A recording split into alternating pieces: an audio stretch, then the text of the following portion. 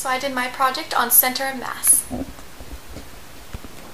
In this video we will look at what center of mass really is and how items rotate around their center of mass. So center of mass is the position of the average of all the mass of an object or system. So it's basically, you can think of it as where the mass of an object is located, and at this point the object will actually rotate around if thrown or tossed. So to show you what I mean, I'm going to draw a ruler.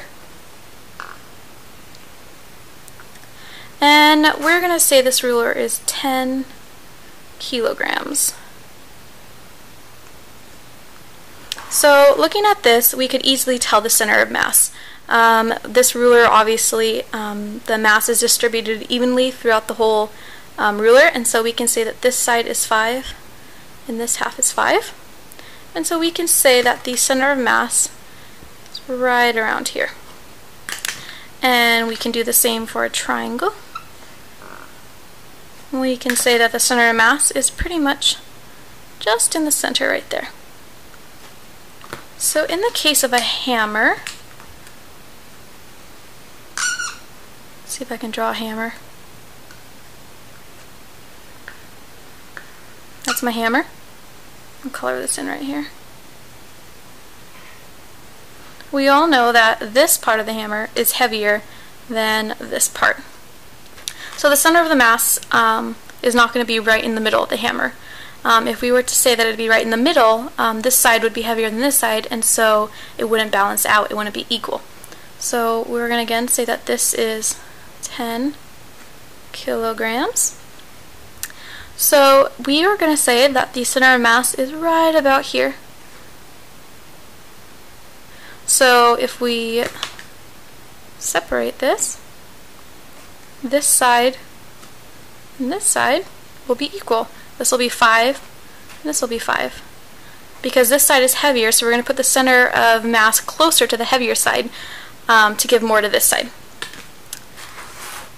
And if we were to throw this hammer, like I said earlier, everything rotates around the center of mass. So if we were to throw this hammer to the right, this would rotate like this.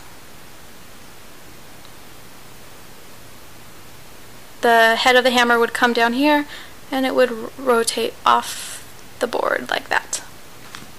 So I'm going to show you a couple of experiments that some people have done about center of mass. So in this case, this girl has tried to balance a soda can on a counter. And so she starts off by showing the soda can just sitting there, and the center of mass is obviously right about here. But then she wants to tilt the soda can like this, so that it's sitting on its side. But the soda can obviously falls over because the center of mass is not in the middle of the soda can. So what she does is she fills this side up with water, which then keeps the soda can on its side without toppling over because the center of the mass is now right in the center of the water. So let's watch and see what happens.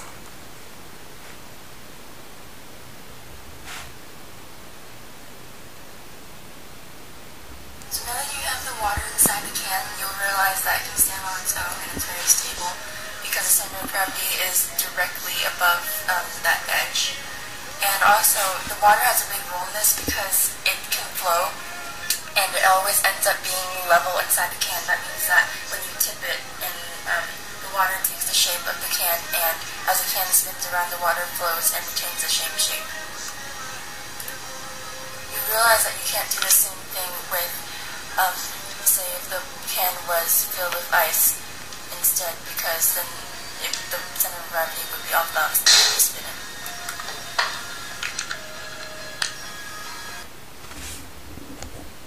And so in the next video, the girl is going to try to balance 2 forks on a cup, and so you'll see how she arranges it so that the center of balance evenly balances the 2 forks.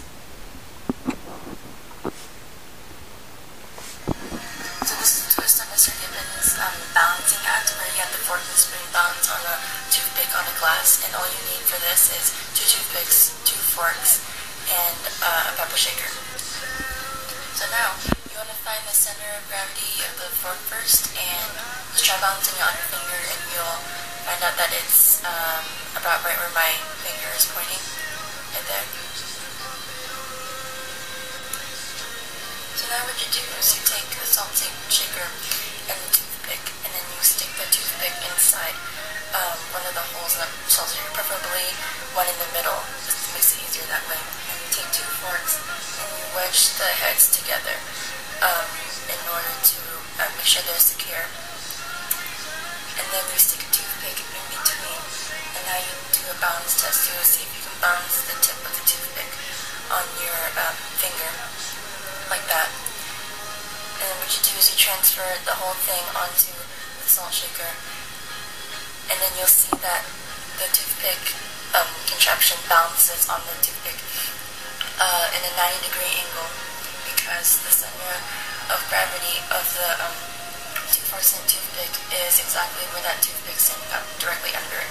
So as long as you don't shift it too much, it will stay under there, and it's pretty stable, and you can even twirl it around a little bit. So that was a really cool thing that they just showed in the video.